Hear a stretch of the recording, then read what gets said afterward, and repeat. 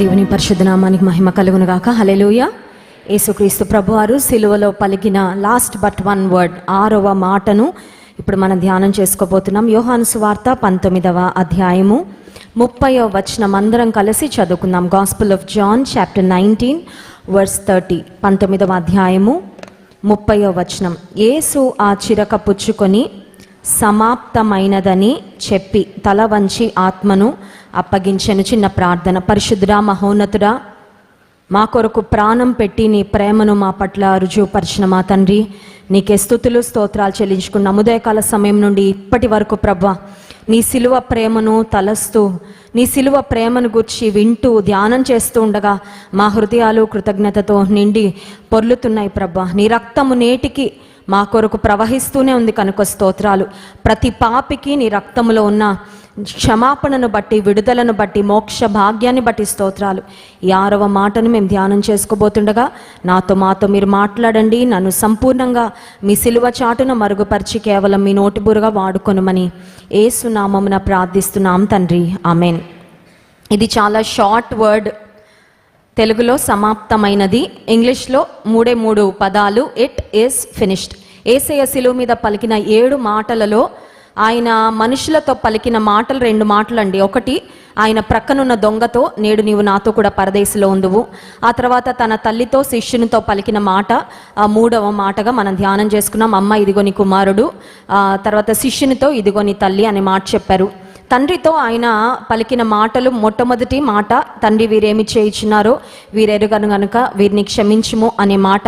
ఆ తర్వాత, తండ్రి నీ చేతికి నా ఆత్మను అప్పగించుచున్నాననే ఆఖరు మాట, నా దేవా నా దేవా నన్నేలా చేయి విడిచితివి. ఈ 3 మాటలు కూడా తండ్రితో పలికితే, ఈ మాట ప్రాముఖ్యంగా మనం గమనించినట్లయితే this is a statement that Jesus made. Yesayya పలికిన ఒక మాట, ఇది ఎవరో ఒకరిని ఉద్దేశించి చెప్పిన విషయం కాదు, కానీ ప్రపంచమంతటికి, అంత మాత్రమే కాదు తండ్రి అయిన దేవుడికి కూడా వినపడుతున్నట్లుగా యేసు ప్రభు అసలు ఈ లోకానికి ఎందుకు వచ్చారో ఆ కార్యాన్ని ఆయన నెరవేర్చారు అని చెప్తూ ఈ మాటను సమాప్తమైనది అని ఒక గ్రాండ్ స్టేట్మెంట్ యేసయ్య పలికినట్లుగా మనం గమనిస్తున్నాం. సో ప్రసంగి గ్రంథం 7వ అధ్యాయము 8వ వచనంలో ఒక మాట ఉంటుంది, end of a matter is better than it's beginning అని. కార్యారంభము కంటే కార్యాంతము మేలు. ఈ ప్రపంచంలోకి గొప్పగా ఎంట్రీ ఇచ్చిన వాళ్ళు చాలా మంది ఉన్నారు, కానీ వారి ఎగ్జిట్ చాలా మందికి తెలియదండి. గొప్పగా ఎంట్రీ ఇచ్చేసి, చాలా గొప్ప ఇళ్లలో పుట్టేసి, లేకపోతే చాలా విశేషమైన జన్మను కలిగి ఉన్నామని పొగడబడి మనుషుల చేత మెప్పును పొందుకొని ఆ తర్వాత జీవితం సరిగ్గా జీవించలేక వారి అంతములో ఏ విధమైన ఘనత కానీ విలువ లేకుండా ఈ లోకం నుండి ఎగ్జిట్ అయిపోయిన వారు చాలా మంది ఉన్నారు. ఈ ప్రపంచంలో చాలా మంది గనులని, దేవుళ్ళని పిలుచుకున్న వారు కూడా ప్రపంచాన్ని విడిచిపెట్టి వెళ్ళిపోయిన తర్వాత వారిని గూర్చి ఎవరు కూడా మాట్లాడుకోవడం లేదు. చాలా మంది అనుకున్నారు యేసయ్య యొక్క ఎగ్జిట్ తర్వాత, యేసయ్య ఈ భూమి మీద మరణించిన తర్వాత ఇక ఆయన గురించి ఎవ్వరు కూడా ఏం మాట్లాడుకోరు, ఇక ఆయన గురించి అంతా గప్చిప్ అయిపోద్ది. ఏదో ఆయన ఈ లోకంలో జీవించిన కాలంలోనే ఈ హడావిడంతా, ఆయన ఆరాధించేవారు కానీ, ఆయన గణపరిచేవారు కానీ, ఆయనను గొప్ప చేయడం ఇదంతా కూడా ఆయన మరణంతో ఎండ్ అయిపోతుంది అని చాలామంది అనుకున్నారు. కానీ యేసయ్య యొక్క ప్రభంజనము ఆయన మరణం తర్వాత ఇంకా ఎక్కువైపోయిందండి. హల్లెలూయా. 2023 సంవత్సరాలు నేటికి అయినప్పటికీ యేసయ్య ఈ భూమి మీదకి వచ్చి, ఈ భూమి మీద ఆయన మరణించి, ఆయన పునరుత్థానుడై తిరిగి లేచాడు. కాబట్టి నేటికి ఆయన మరణాన్ని గురించి మనం మాట్లాడుకుంటూనే ఉన్నాము. కారణం ఏంటంటే, ఈ లోకంలోకి వచ్చిన వారందరూ కూడా సహజ సిద్ధమైన మరణము, వృద్ధాప్యం వలన మరణము, వ్యాధుల ద్వారా మరణము, యాక్సిడెంట్ల ద్వారా మరణము, ఆయా కారణాలతో మరి ఈ భూమి మీద పుట్టిన ఎవరైనా సరే చనిపోవాల్సిందే. కానీ యేసయ్య ఒక్కడే మనందరి కొరకు మరణించారు. ఆయన కొరకు ఆయన మరణించలేదు, మన కొరకు, సమస్త మానవాళి కొరకు ఆయన ఈ లోకంలో మరణించారు. ఇట్ ఈస్ ఫినిష్డ్ అని యేసయ్య చెప్పినప్పుడు అసలు ఏమి యేసయ్య ముగించారు, ఏం చేయడానికి యేసయ్య ఈ లోకానికి వచ్చారంటే చాలా వచనాలు ఉన్నాయి. కానీ నాకున్న క్లుప్తమైన సమయంలో కొన్ని మాటలు మాత్రం మీకు చూపిస్తాను. యోహాను సువార్త 10వ అధ్యాయము 10వ వచనంలో యేసయ్య చెప్పిన ఒక శ్రేష్టమైన మాట చూడండి. గొర్రెలకు జీవము కలుగుటకు, 2వ భాగం నుండి చదువుతున్నాను. గొర్రెలకు జీవము కలుగుటకును అది సమృద్ధిగా కలుగుటకును నేను వచ్చితినని మీతో నిశ్చయముగా చెప్పుచున్నాను. ఇక్కడ దొంగ గురించి మాట్లాడబడింది, వ్రాయబడింది. మంచి కాపర్ని గురించి వ్రాయబడింది.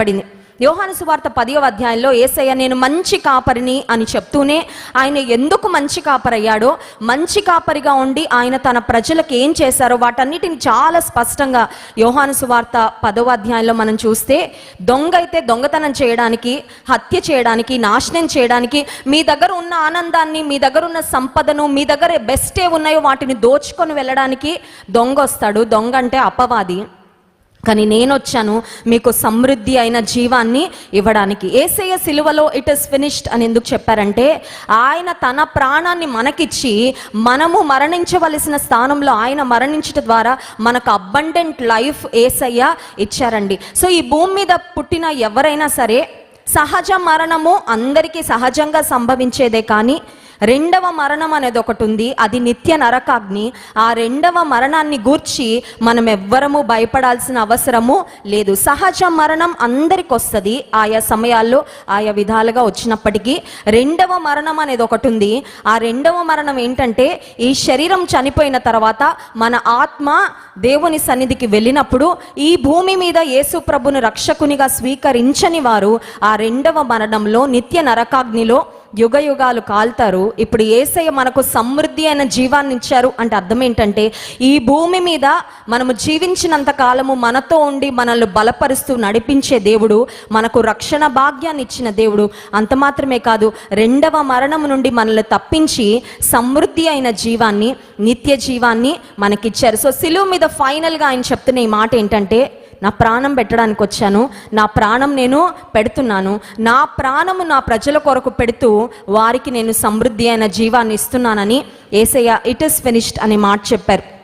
లూకాసు వార్త 19వ అధ్యాయము 10వ వచనంలో యేసయ్య ఈ భూమి మీదకి వచ్చిన మరొక కారణాన్ని మనం చూస్తాం. చూడండి, లూకాసు వార్త 19వ అధ్యాయము 10వ వచనం, నశించిన దానిని వెదకి రక్షించుటకు మనుష్య కుమారుడు వచ్చెనని అతనితో చెప్పెను. అసలు యేసయ్య ఎందుకు వచ్చారంటే, నశించిన దానిని వెదకి రక్షించుటకు, to seek and save what was last. చెడిపోయిన వారిని, దూరంగా వెళ్ళిపోయిన వారిని, నశించిపోతున్న వారినే ఆయన వెదకి రక్షించడానికి వచ్చారంట. అందుకే ఈ లోకంలో యేసయ్య జీవించిన కాలంలో ఆయన పాపుల స్నేహితుడని పిలువబడ్డాడండి. He was called as sinners friend. అప్పుడు కొంతమంది పరిసయ్యులు అన్నారు యేసయ్యని విమర్శిస్తూ, ఈయనేంటి పరిశుద్ధుడు అని చెప్పుకుంటూ పాపులతో స్నేహం చేస్తున్నాడు ఏంటంటే, అప్పుడు యేసయ్య అంటారు, ఆరోగ్యవంతులకి వైద్యుడు అక్కర్లేదు, వ్యాధిగ్రస్తులకే కదా వైద్యుడు కావాల్సింది. అందుకని నేను నీతిమంతులను పిలువ రాలేదు కానీ పాపులను పిలువవచ్చాను అనే మాట యేసయ్య అక్కడ చాలా అద్భుతమైన క్లారిటీ ఇచ్చారండి. సో యేసయ్య ఈ భూమి మీదకి ఎందుకు వచ్చారంటే, నశించిన మనలను వెదకి రక్షించడానికి వచ్చారు. ఆయనను వెతుక్కుంటూ వెళ్ళాలంటే మనం ఎప్పటికీ వెళ్ళలేమండి. పరలోకానికి ఎవరైనా వెళ్ళగలమా? పరలోకానికి ఎవరైనా నిచ్చెన వేసుకొని ఎక్కగలరా? అతి పరిశుద్ధ స్థలములో కోటాను కోట్ల దూతల చేత పొగడబడుతున్న దేవుని దగ్గరకు వెళ్ళడానికి ఈ భూమి మీద ఉన్న మన జీవితాలు సరిపోవండి.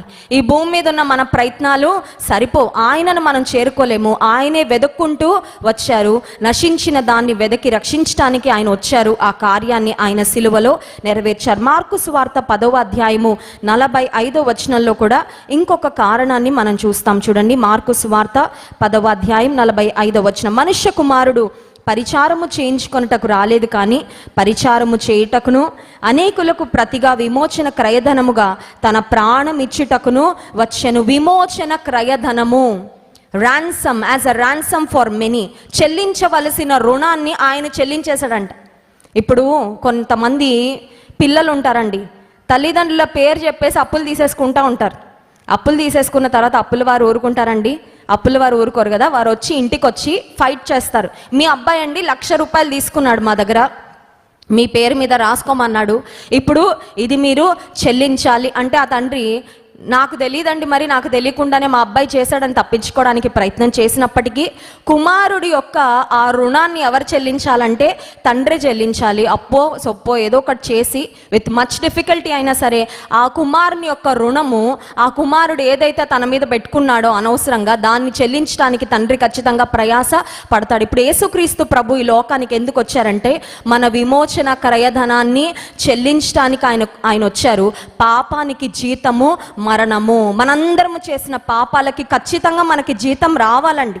ఎలా అయితే నెలాఖరులో మన అకౌంట్లో మన శాలరీ పడుతూ ఉంటుందో, క్రెడిట్ అవుతూ ఉంటుందో, మనందరం చేసిన పాపాలకు మనకు రావలసిన జీతము మరణం అయితే ఆయన మన కొరకు మరణించుట ద్వారా మన విమోచన క్రయధనాన్ని యేసయ్య చెల్లించారు. యేసయ్య సిలువ మరణం పొందడానికి ముందు, గెత్సెమనే తోటకు వెళ్ళడానికి ముందు ఆయన ఒక అద్భుతమైన ప్రార్థన చేశారు. చూడండి, యోహాను సువార్త 17వ అధ్యాయంలో ఒక మాటను మనం చదువుకుందాం. ఆ ప్రార్థన అంతా మనం చూడంగానే 4వ వచనం చూడండి. యోహాను సువార్త 17వ అధ్యాయము 4వ వచనం. చేయుటకు నీవు నాకు ఇచ్చిన పని నేను సంపూర్ణముగా నెరవేర్చి భూమి మీద నిన్ను మహిమపరచితిని. ఇది యేసయ్య తండ్రితో చెప్తున్న ఒక మాట. ఏమంటున్నారంటే, తండ్రి, నాకు ఏ పని నువ్వు అప్పగించావో, నేను ఏ పని చేయడానికి భూమి మీదకి వచ్చానో అదంతా సంపూర్తి చేసి నిన్ను మహిమపరిచాను. సో యేసయ్య సమాప్తమైనది అని వేసిన ఈ కేక, this is a cry of accomplishment. అంటే ఏ పని చేయాలనుకున్నారో ఆ పనినంతా చేసిన తర్వాత వచ్చే సంతృప్తి ఉంటుంది చూసారండి, అది సంతృప్తితో యేసయ్య వేసిన కేక. చాలాసార్లు చాలామంది ఉంటారండి, ఒక పని మీద బయటకు వెళ్తే అది తప్ప అన్ని చేసుకొని వస్తారు మళ్ళీ ఇంటికి. అంటే అప్పగించిన పనిని మర్చిపోతూ ఉంటారు. అప్పగించిన పనిని బాధ్యతగా చాలామంది జరిగించరు. కానీ యేసయ్య ఈ భూమి మీదకి ఏ పని నిమిత్తం వచ్చారో ఆ పనిని ఆయన నెరవేర్చారు. మన రక్షణ కొరకు ఆయన విమోచన క్రయధనమును చెల్లించి, this is a cry of accomplishment, సంతృప్తితో ఆయన వేస్తున్న ఈ కేక.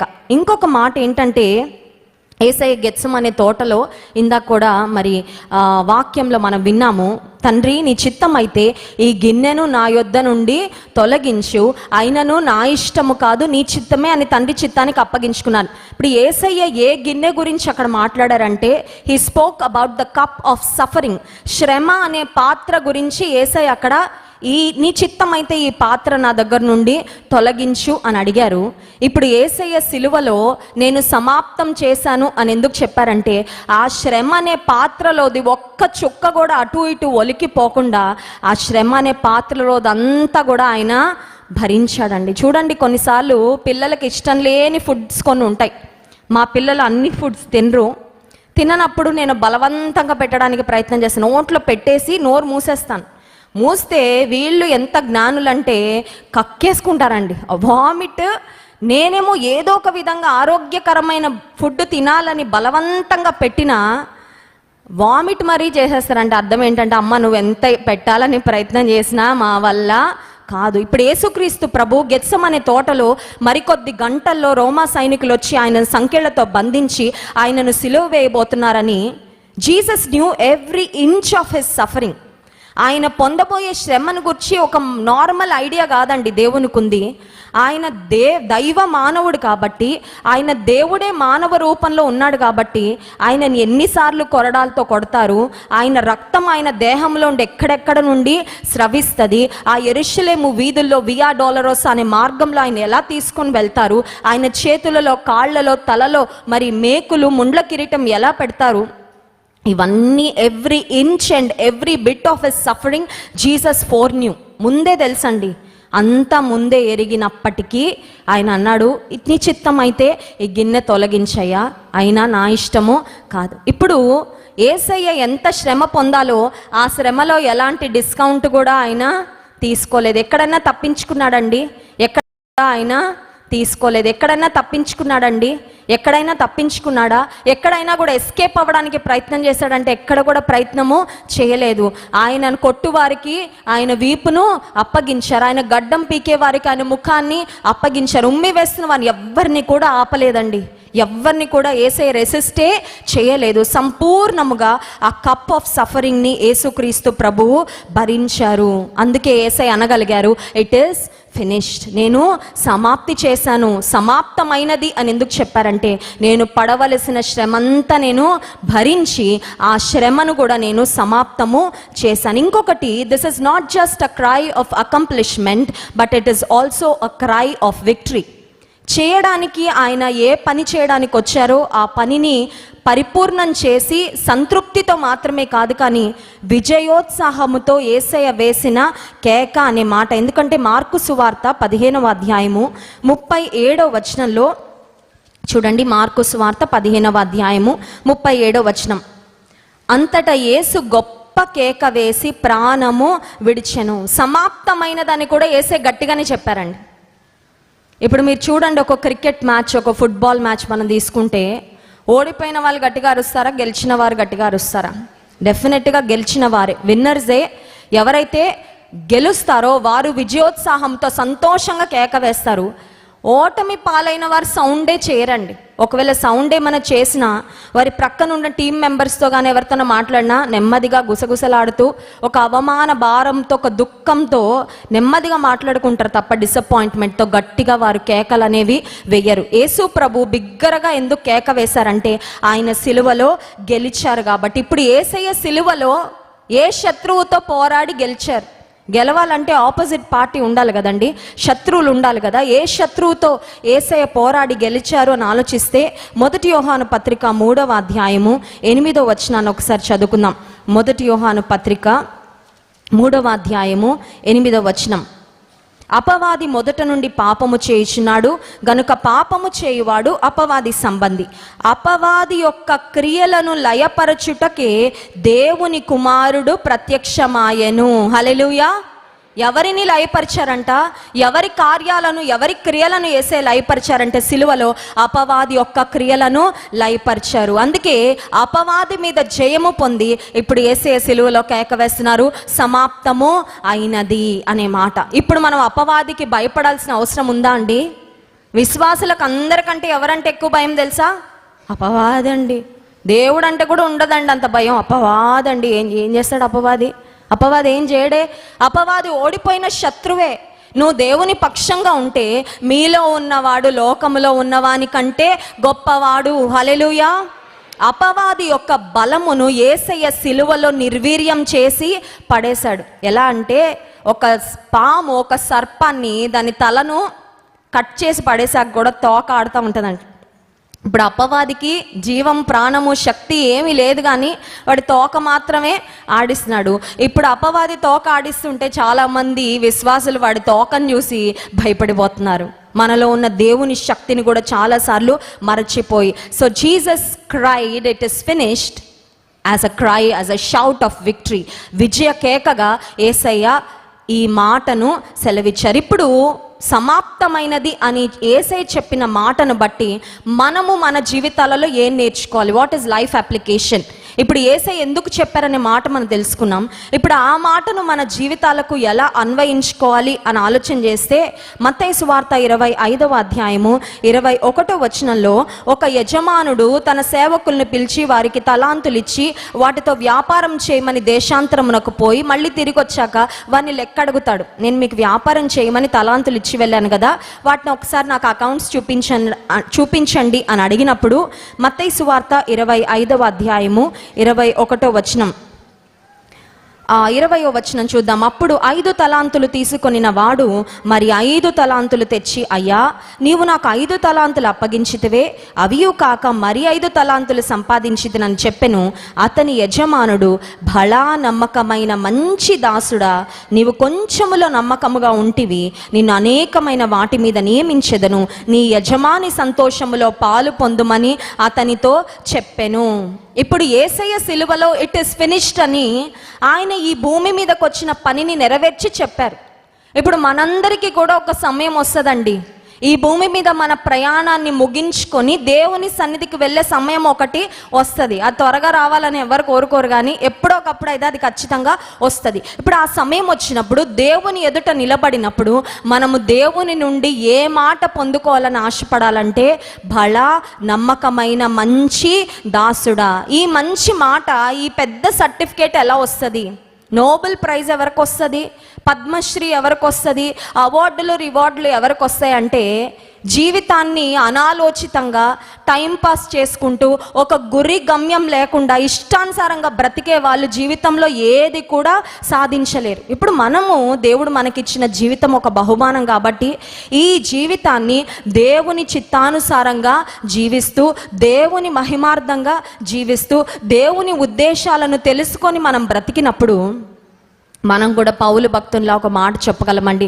పౌలు భక్తుడు తన జీవిత ఆఖరి దినాల్లో ఒక మాట అంటాడు, మంచి పోరాటమును పోరాడి తిని, నా పరుగు కడముట్టించి తిని, విశ్వాసమును కాపాడుకొంటిని, ఇక మీదట నా కొరకు నీతి కిరీటము ఉంచబడి ఉన్నది. ఇంత కాన్ఫిడెంట్గా ఎలా చెప్పారు పౌలు గారు అంటే నాకు తెలుసు, because I lived my life to the fullest extent for the glory of God. దేవుని మహిమ కొరకు నా ఆఖరి శ్వాస వరకు ఆయన కొరకే నేను జీవించాను కాబట్టి నాకు ఆ కాన్ఫిడెన్స్ ఉంది. ప్రతి విశ్వాసి కూడా ప్రయాసపడాలండి.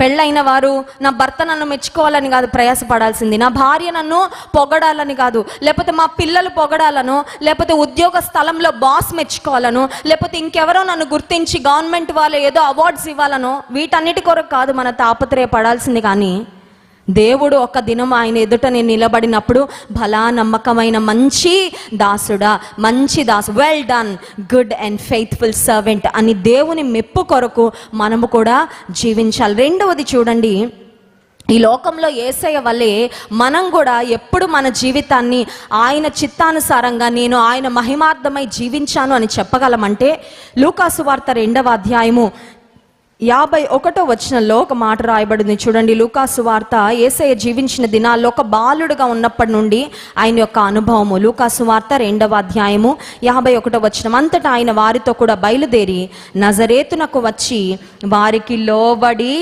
ఉండెను. ఎవరికి లోబడి ఉన్నారంట? యేసయ్య తల్లిదండ్రులకు లోబడి ఉన్నారంట. నేను దేవుడిని కదా, వీళ్ళు జస్ట్ ఒక పాత్రలుగా వీరిని ఉపయోగించుకున్నాను, మరియను ఉపయోగించుకున్నానని తల్లిదండ్రులను యేసుక్రీస్తు ప్రభు తక్కువ చేయలేదు, వారికి లోబడి ఉన్నారంట. ఈ లోకంలో మనము కూడా మన జీవితాన్ని దేవునికి ఇష్టానుసారంగా ఎప్పుడు జీవించగలమంటే when we live an obedient life. Yesayya యొక్క విధేయతను గురించి ఇంకొక వచనం ఉంది చూడండి. ఫిలిప్పీ పత్రిక 2వ అధ్యాయము 7-8 వచనాలు. ఫిలిప్పీ పత్రిక 2వ అధ్యాయము 7-8 వచనాలు. మనుష్యుల పోలికగా పుట్టి దాసుని స్వరూపము ధరించుకొని తన్ను తానే రిక్తునిగా చేసుకొనెను, మరియు ఆయన ఆకారమందు మనుష్యుడుగా కనబడి మరణము పొందినంతగా, అనగా శిలువ మరణము పొందినంతగా విధేయత చూపిన వాడై తన్ను తాను తగ్గించుకొనెను. యేసయ్య ఇంత విధేయత చూపిస్తే మనం ఎంత విధేయత చూపించాలి? ఈ లోకంలో టఫెస్ట్ థింగ్ ఏంటో తెలుసా అండి? విధేయత చూపించడం. అవునా కదా? విధేయత చూపించటము ఇట్స్ అ టఫెస్ట్ థింగ్. కనిపించే పెద్దలకు, కనిపించే తల్లిదండ్రులకు, కనిపించే దేవుడు మన మీద పెట్టిన అధికారులకు లోబడడం నేర్చుకుంటే అది ప్రాక్టీస్ అయితే, కనబడని దేవుడికి కూడా మనము విధేయత చూపించగలం. అందుకే దేవుడు ఆయనకు విధేయత చూపించాలని చెప్తూనే ఈ భూమి మీద కూడా మన పైన కొంతమందిని పెట్టాడండి. భార్యలారా భర్తలకు లోబడి ఉండండి, పిల్లలారా తల్లిదండ్రులకు లోబడి ఉండండి, ఇది ధర్మమే. మీ అధికారులకు లోబడి ఉండండి, వారిని దేవుడే మీకు ఇచ్చారు కాబట్టి వారికి లోబడి ఉండండి అన్నమాట. సో లోబడి ఉండే జీవితాలు ఖచ్చితంగా ఒక సార్థకతను, ఒక పరిపూర్ణతను, దేవునికి మహిమను తెచ్చే జీవితాలుగా ఖచ్చితంగా ఉంటాయి. ఇంకొక మాట, 3వ అంశం చూడండి. దేవునికి మహిమార్థంగా మనం జీవించి మనం కూడా ఒక రోజు వచ్చినప్పుడు ఇట్ ఈస్ ఫినిష్డ్, దేవుని ఉద్దేశాన్ని నేను నెరవేర్చాను, దేవుని మహిమ కొరకు బ్రతికాను అని ఎప్పుడు చెప్పగలమంటే we must die to self. మనము స్వ అనే దాన్ని సిలువ వేయాలండి. గలతీ పత్రిక 2వ అధ్యాయము 20వ వచనం చూడండి. గలతీ పత్రిక 2వ అధ్యాయము 20వ వచనం. నేను క్రీస్తుతో కూడా సిలువ వేయబడి ఉన్నాను, ఇకను జీవించువాడను నేను కాను, క్రీస్తే నా యందు జీవించుచున్నాడు. నేనిప్పుడు శరీరమందు జీవించుచున్న జీవితము నన్ను ప్రేమించి నా కొరకు తను తాను అప్పగించుకొనిన దేవుని కుమారుని యందలి విశ్వాసము వలన జీవించుచున్నాను. జీవించువాడను నేను కాదు, నేను కాదు అనే ఒక మాటను చూసారండి. ఇప్పుడు ప్రపంచమంతా నేను చుట్టూనే తిరుగుతుంది కదండి. ఐ అనే మాట చుట్టే ప్రపంచమంతా ప్రపంచం కాన్సన్ట్రేషన్ అంతా నా ఇష్టం, నాకు ఇలాగే చేయాలనిపించింది, నాకు ఇలాగా నా మనసుకు తోచింది, నా అనే స్వార్థము ఈ ప్రపంచంలో ఎక్కువైపోతూ ఉంది. కానీ దేవుని బిడ్డలు నాని కొట్టేసి నాట్ ఐ బట్ క్రైస్ట్, ఇక నువ్వు జీవించువాడను నేను కాదు, క్రీస్తే నా యందు జీవించుచున్నాడని నా అనే దాన్ని కింద పెట్టేయాలా, క్రీస్తు ప్రభుని హైలైట్ చేయాలండి. హల్లెలూయా. చాలాసార్లు మన జీవితాల్లో ది అదర్ వే రౌండ్ అవుతూ ఉంటుంది కదండి. ప్రభువునేమో వెనుకబెడతాము, మనల్ని ముందు పెట్టుకుంటాం, మనల్ని హెచ్చించుకుంటాము. దేవుని నామం మాత్రం మనం గణపరచడానికి ఇష్టపడము. నేను కాదు, జీవించుచున్నది నేను కాదు, క్రీస్తే నాయందు జీవించుచున్నాడు. ఇంకొకటి లూకాసు వార్త 9వ అధ్యాయం 23వ వచనంలో చూడండి. లూకాసు వార్త 9వ అధ్యాయము 23వ వచనం. యేసయ్య తన్ను వెంబడింపగోరు వారు ఏం చేయాలో అక్కడ చెప్పారు. మరియు ఆయన అందరితో ఇట్లా, నేను ఎవడైనాను నన్ను వెంబడింపగోరిన ఎడల తన్ను తాను ఉపేక్షించుకొని ప్రతి దినము తన సిలువను ఎత్తుకొని నన్ను వెంబడింపవలెను. డైయింగ్ టు సెల్ఫ్, మన అహాన్ని చంపేసుకోవడం, నేను కాదు క్రీస్తే అన్న అనుభవంలో ఉండి ఎప్పుడు మనం వెళ్తామో అనుదినము మన సిలువని ఎత్తుకొని యేసయ్యను వెంబడి. అంటే అర్థం ఏంటంటే, శ్రమల మార్గంలో కూడా you gladly follow the lord. సంతోషంగానే యేసయ్యను వెంబడిస్తామండి. యేసయ్య మధ్యలో సిలువను విడిచిపెట్టి పరిగెట్టేశారా? మధ్యలో సిలువను విడిచిపెట్టి ఇక నా వల్ల కాదని చేతులు ఎత్తారండి? He never dead. Jesus never gave up. ఈ రోజుల్లో చాలా మందికి ఒక ఆలోచన వస్తూ ఉంటుంది, జీవితంలో కష్టాలు వచ్చినప్పుడు give up give up give up, చాలే చచ్చిపో, చాలే ఇక ఆత్మహత్య చేసుకో, అక్కడ దూకే ఇక్కడ దూకే, అక్కడికి వెళ్ళిపో ఇక్కడికి వెళ్ళిపో, ఇక నువ్వు ఈ శ్రమలు భరించలేవు అని అపవాది చాలా మంది జీవితాలను సైడ్ ట్రాక్ చేసేస్తూ ఉన్నాడండి. క్రీస్తును అనుసరించే వారముగా అనుదినము మన సిలువని ఎత్తుకొని ఆయన వెంబడించడం అంటే అర్థం ఏంటంటే, no matter how difficult the way is, మార్గం కష్టంగానే ఉంది, కానీ నా యేసయ్య నా ముందు నడిచాడు కాబట్టి ఆయన వెనకాల నేను వెళ్ళిపోతాను. ఆ శ్రమలో కూడా సహించే శక్తి ఎవరిస్తారండి? ప్రభువే ఇస్తారు. ఆ శ్రమలో ఓర్చుకునే శక్తి కూడా ప్రభువే ఇస్తారు. ఇంకొకటి, అసలు శ్రమల మార్గంలో వెళ్ళినప్పుడే మనలో యేసయ్య పోలిక కనబడ. అంత సౌఖ్యంగా ఉన్నప్పుడు మనం ఆత్మీయంగా ఎదగలేము, దేవుని పోలిక మనలో కనబడదు. కానీ శ్రమల మార్గంలో వెళ్ళినప్పుడే క్రీస్తు పోలికలోకి మనము మార్చబడతాం. కనుక అహాన్ని చంపుకున్నప్పుడు, నేను అనేది ప్రక్కన పెట్టి ప్రభువును ముందు పెట్టుకున్నప్పుడు, విధేయతతో కూడిన జీవితాన్ని మనం జీవించినప్పుడు, ఏ ఉద్దేశంతో ఈ లోకంలో నేను ఉన్నానో ప్రభువా ఆ ఉద్దేశాన్ని నా పట్ల నెరవేర్చు అని మనం బ్రతికినప్పుడు, యేసయ్య సమాప్తం చేశాను అని చెప్పినట్లుగా మనం కూడా ఈ లోకంలో ఈ జీవితంలో ప్రభువా ఈ జీవితాన్ని నాకు బహుమానంగా ఇచ్చావు, నేను కూడా నమ్మకంగా నీ కొరకు బ్రతికి సమాప్తము చేశాను అని చెప్పగలం. మైల్స్ మన్రో అనే ఒక దైవ సేవకులు ఒక మాట అంటారు. ఏమనంటే, do not die old but die empty అంటారు. వృద్ధాప్యానికి వచ్చాక వృద్ధాప్యంతో చనిపోవద్దు, ఖాళీగా చనిపో అని. ఖాళీగా చనిపోవడం అంటే అకౌంట్లో ఉన్న డబ్బులని ఖర్చు పెట్టేసుకొని ఇంట్లో ఉన్న సామాన్లని ఖాళీ చేసేసి అన్నీ అమ్మేసి ఖాళీగా చనిపోవడం అంటే అది కాదండి. డై ఎంప్టీ అంటే అర్థం ఏంటంటే, నీలో దేవుడు పెట్టిన తలాంతులు, నీలో దేవుడు పెట్టిన వరాలు, నీలో దేవుడు పెట్టిన మంచి ఉద్దేశాలు, నీలో దేవుడు పెట్టిన శక్తి, నీలో దేవుడు పెట్టిన కేపబిలిటీస్ అన్నీ కూడా వాడేసి దేవుని కొరకు, ఇదిగో ప్రభువా చేయాల్సినవన్నీ చేశాను, ఇదిగో నాకు ఈ తలాంతులు ఇచ్చేవన్నీ నీ కొరకు వాడాను, ఇదిగో ప్రభువా నీ కొరకు ఈ పాటలు పాడాను, ఇదిగో ప్రభువా నీ కొరకు ఇలా సువార్త ప్రకటించాను, ఇదిగో ప్రభువా నీ కొరకు ఇలా నాకున్న ధనాన్ని నీ పరిచర్యలో నేను వినియోగించాను అని ఖాళీగా దేవుని కొరకు మనము చనిపోవాలంటండి. But the unfortunate thing is, ఈ లోకంలో చాలామంది సమాధి దగ్గరికి సమాధిని సంతోషపెడతా వెళ్తున్నారు. సమాధిని సంతోషపెడతా వెళ్ళడం అంటే ఏంటంటే, సమాధిలో చాలా వాడబడని తలాంతులు, కనిపెట్టబడని వస్తువులు, ఆ తర్వాత రాయబడని పాటలు, రాయబడని పుస్తకాలు, వేయబడని శిలాఖండాలు, లేకపోతే పెయింటింగ్స్, ఆర్ట్, ఇవన్నీ కూడా సమాధుల్లో ఉన్నాయంట. అందుకనే the richest place in the world is not the gold mines of South Africa, it is not the oil mines in Middle East, but they are the cemeteries అన్నాడు ఒక దైవజనుడు. ఈ ప్రపంచంలో గొప్ప ప్రదేశాలట సౌత్ ఆఫ్రికాలో ఉండే బంగారు గనులు కాదంట, లేకపోతే మనకి గల్ఫ్ దేశాల్లో కనబడే ఆయిల్, క్రూడ్ ఆయిల్ అవి దొరికే గనులు కాదంట, సమాధులంట. అదేంటండి ఇలా చెప్తారు? సమాధులు ఉంచబడే స్థలంలో సంపద ఉంటుందా అంటే సంపద ఉంది. సంపద ఎందుకు ఉందంటే అక్కడ చాలా మంది చనిపోయారు.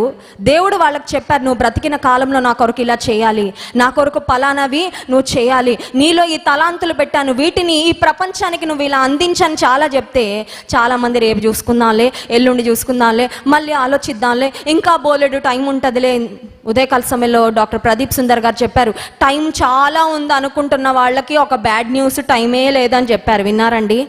ఒక్కసారి గుండెలాగా అయిందా అవ్వలేదా మీకు? మీరు జాగ్రత్తగా వినుంటే కొద్దిగా ఒక వేకప్ కాల్ లాగా అయిందండి. ఆ మాటలు విన్నప్పుడు ఒక మెలకు వచ్చింది.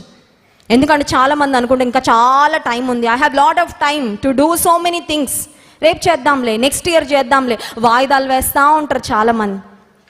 దేవుడు పాటలు రాయాలని ప్రేరేపణిస్తే చాలామంది రాయట్లా, పాటలు పాడాలని ప్రేరేపణిస్తే తర్వాత చూద్దాంలేండి, దేవుని కొరకు శక్తిని బలాన్ని వాడాలని ప్రేరేపణిస్తూ ఉంటే చాలామంది వాడట్లేదు.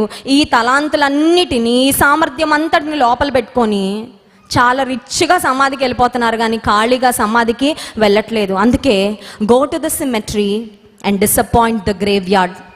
సమాధికి ఎలా వెళ్ళాలంటే సమాధి డిసప్పాయింట్ అయిపోవాలి. అబ్బా ఉన్నవన్నీ వాడేశాడే, జీవితంలో ఖాళీగా వచ్చాడే నా దగ్గర, కానీ సమాధి డిసప్పాయింట్ అవ్వాలంట. కానీ అలాంటి జీవితం ద్వారా దేవుడు మాత్రం చాలా మహిమను పొందుతాడు. ఎందుకంటే దేవుడు మాత్రం మెచ్చుకుంటాడు, బలా నమ్మకమైన మంచి దాసుడు, నీలో పెట్టినవన్నీ నువ్వు వాడావు, నీలో ఉంచిన మంచి అనుభవాలు, ఆలోచనలు అన్నిటినీ కూడా నువ్వు ఇంప్లిమెంటేషన్లో పెట్టావు, నీకేవి ఇచ్చానో వాటన్నిటినీ నా కొరకు నువ్వు వినియోగించావు అని దేవుడు మనల్ని గురించి సంతోషించేటట్లుగా మన జీవితాలు ఉండాలి. అట్టి కృప దేవుడు మనందరికీ అనుగ్రహించును గాక. ఆమేన్. కళ్ళు మూసుకోండి, ప్రార్థన చేసుకుందాం.